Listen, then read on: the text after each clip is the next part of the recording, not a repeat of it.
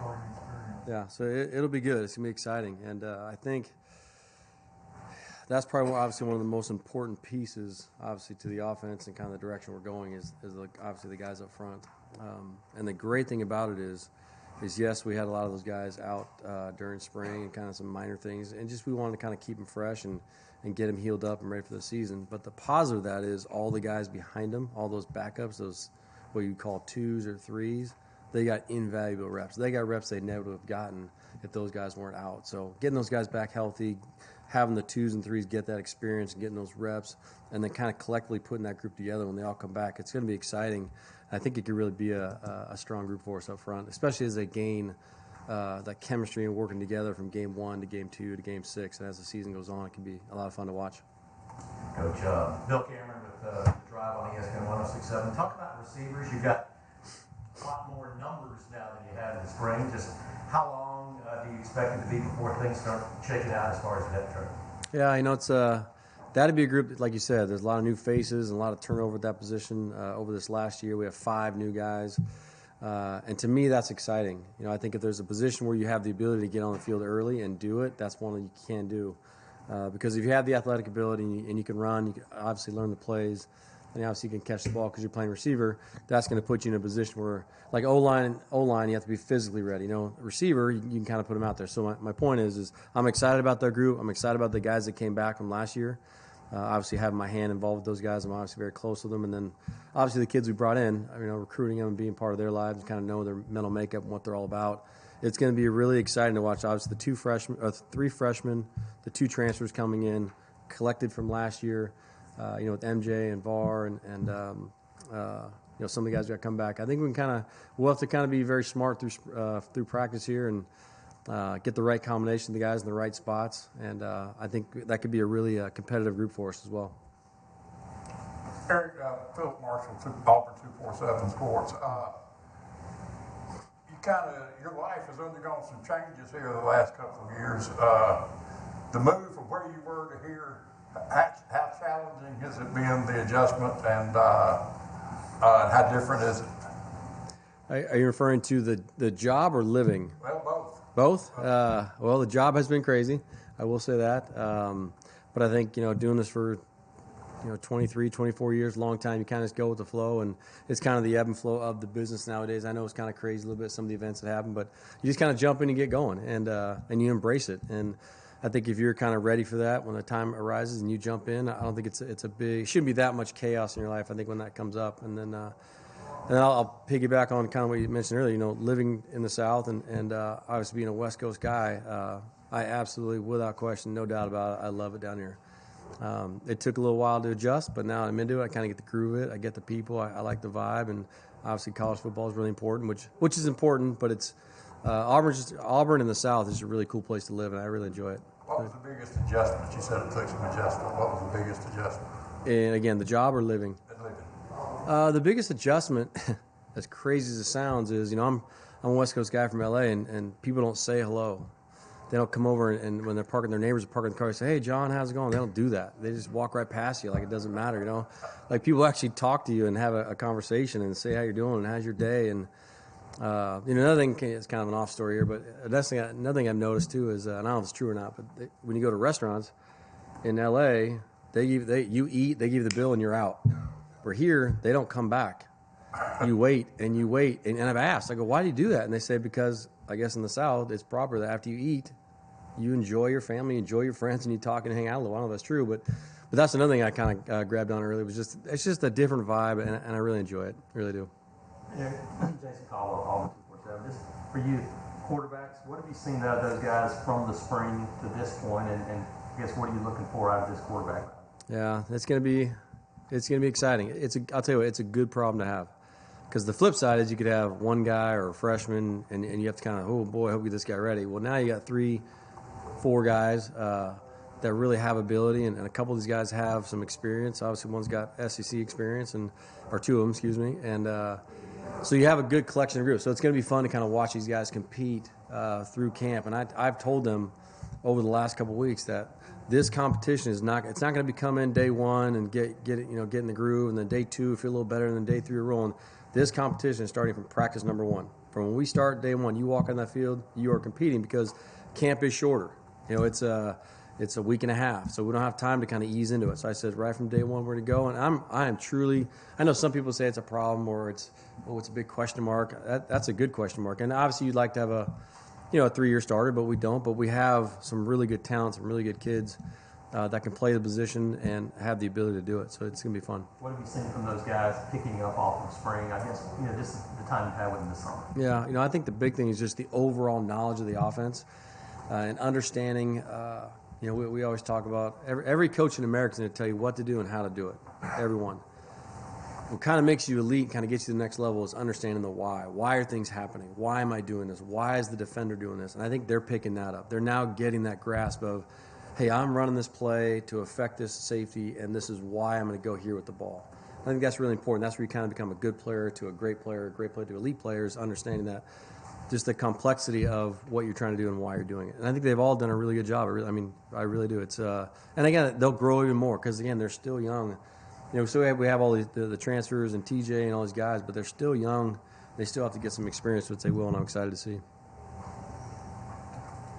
Brian Stoltz, Auburn Sports Rivals. How much are you going to throw early on at Damari as far as plays and stuff like that?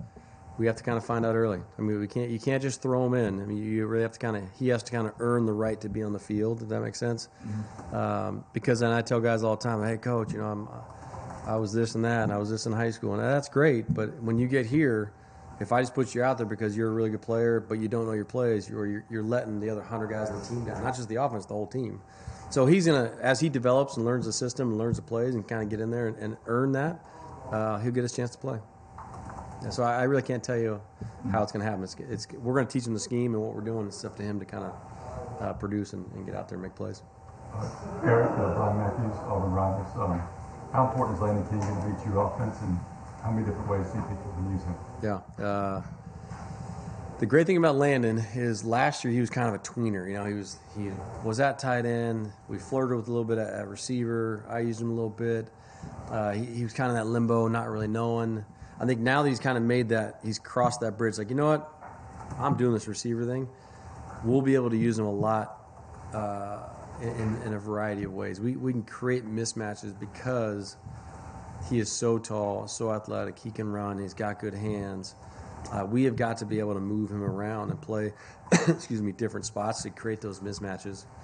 Like I'll give you one. Like if we're in a game and they're going to put a nickel on a slot receiver, we'll insert him because he's bigger, faster, stronger, run, be physical, and a smaller DB type body type, right? So you kind of to put those mismatches together and where they're on the field and put him in a position to be successful. I have another question. Going off Philip's question, how more comfortable are you this season compared to last year as a coaching staff? As a staff? Yeah. It's really good. I think we've grown a lot, 'cause especially on offense. Offense we only had Ike Hilliard's obviously the only new one. Everybody else is still the same, so the continuity is still there. And I will say, Ike has got so much experience at so many places. He stepped right in and picked up the offense, and so I think kind of keeping that continuity, kind of keeping that just that professional vibe and how we work and how we operate, kind of understand each other. It's really kind of moving forward, which is good. Coach Dan Peck, ESPN 106.7. What's the significance of John Samuel Schenker deciding to come back for another year, and how do you plan to use such a deep group of tight ends? Yeah. You love Shank's ability to really run route. He's so athletic. Obviously being a baseball player and a really good one. Obviously a really good football player as well. He has the athletic ability where he can run and he can create mismatch with linebackers like we talked about earlier at some other positions. But and he's so smart. He has that kind of professional mentality to him because he is older. So we'll be able to use him in a lot of different ways as well because, again, he's not your big, Y type. He's more that kind of offset tight end or an H tight end, so he's athletic and can run, but he can also get in there and block too. So he's very versatile and we'll have to use him in the right spots. Eric, we've heard a lot about Coy Moore this offseason, just from these guys and Carson talked about it a lot of media days. What was it for you in terms of y'all looking after him, going after him in the portal? What was it about his game that you guys wanted to bring in and thought could help the receiver room? It was a need, really. It was a need of the position, so that's the porter has now provided for us. And I think he has that SEC experience, being in a program like he was at. And, not that he played a lot. I mean, and he did play, but not a lot of numbers. It's more about just how to prepare, how to practice, what it takes at this level to prepare week in and week out against the players we're playing against. He has that edge already. Like, if you take a young freshman, it's going to take him a while to kind of adapt to that. Where Coy's already above the curve in that regard because he's already done it. So now it's just basically, get him to learn the offense, learn the scheme, and put him in the right spots, and then let him go play. But I'm excited about him because he does have that experience, and we need that experience in that group, and I think he'll provide that for us.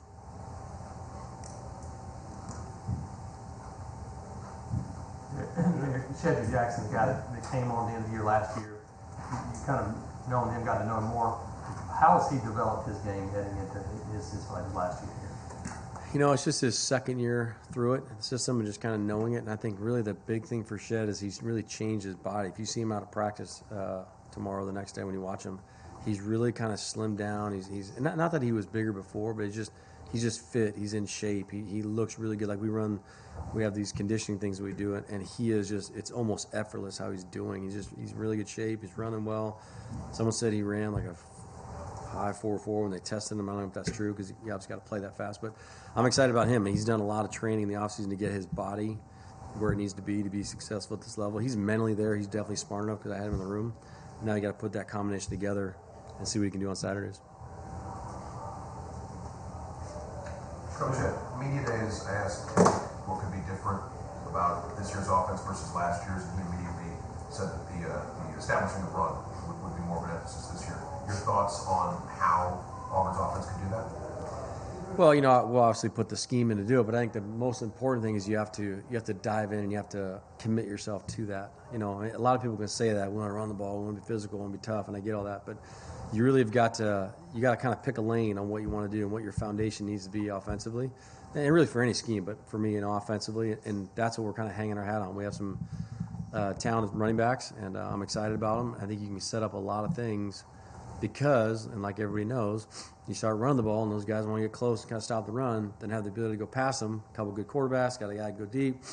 Then it kind of evens the playing field. Now it's going to be hard for the defense to defend where you're not one-dimensional. So I'm really excited about our backs and our run game. We spent a lot of time on it, and I'm looking forward to see how it progresses obviously on game day. Eric, we heard from Brian during media days about Tavares Dawson and just how his attitude's been different, his kind of work ethic's been different. What did you see from him this offseason as he was a guy we heard a lot about last year, but obviously didn't get very many opportunities to play? He might be the most improved young player on the entire offense.